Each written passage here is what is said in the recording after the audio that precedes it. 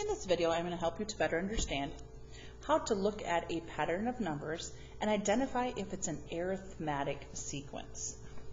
As you recall from the previous video, arithmetic sequence means to move from one number to the next.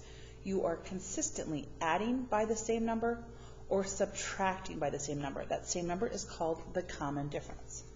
Let's start with a really easy pattern here that we can use mental math to do. So how do I figure out if I see a consistent pattern here, a consistent pattern? Well, to do that, we're going to take the second number and we're going to subtract the first number. So 9 minus 5. So 9 minus 5 is 4. If that number is positive, I can assume that we would be adding the same number. So mental math, plus 4, good, plus 4, good, plus 4, good. Good, this is an example of an arithmetic sequence. Now, with this simple problem, let's show you how the calculator can help you to do this. So the calculator can help by going second number, subtract first number, and just like we did for mental math. Again, I'm going to illustrate on the calculator, and then we'll use that idea when we go to harder problems like decimals, large numbers, fractions. Okay, so the calculator, when you do something twice, it remembers the pattern. So I'm going to do 5 plus 4, common difference, I get 9, okay, good.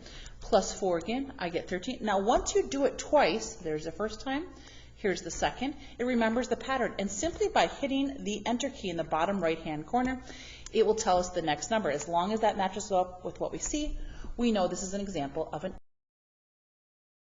arithmetic.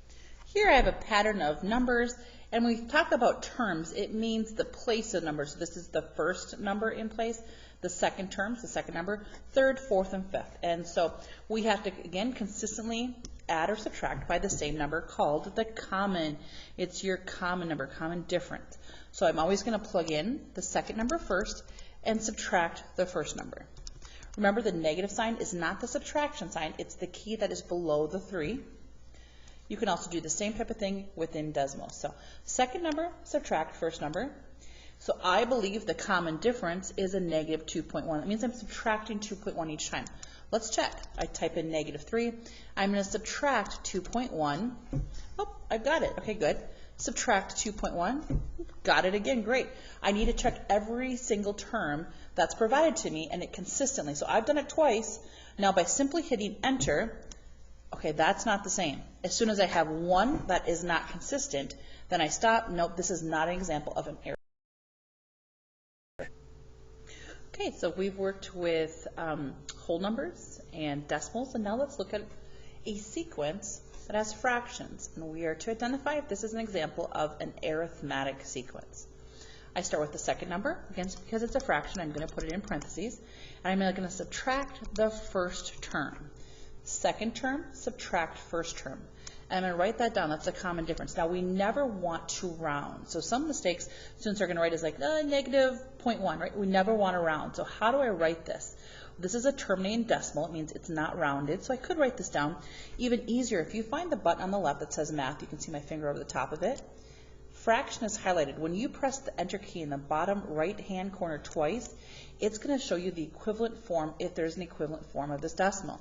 So whether I write negative 1/8 or negative 0.125, they're equivalent numerical values.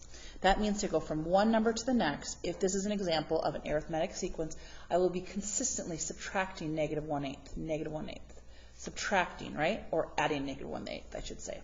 Subtracting 1/8 or adding a negative 1/8. Okay, so let's check this out. In parentheses is 1/3, and I want to subtract 1/8. That's like adding a negative 1/8. I don't know if that's the same thing as this. I'm not sure. So when I hit the button that says math and I press enter twice, I can see, oh, that's good. Okay, let's go on to the next part. Subtract 1/8. I don't know if that's consistent with this value. So I press, whoops, I went back and I hit the wrong thing. Let's try this again. Let's see if I can go over the top with this. And instead, I want to do, give me 1 second.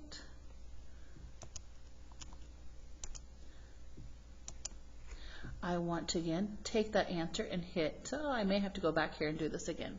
So I'm going to take, in parentheses, 5/24, subtract 1/8, and turn it back in by hitting math fraction, enter, enter, and we can see, yes, it is the same. Again, subtracting 1/8, and turning it back into a fraction, and it consistently is the same. That means this is an example of an arithmetic sequence. When you do have an arithmetic sequence, you can write both an explicit and recursive formula. If it is not an arithmetic sequence, you would not move forward.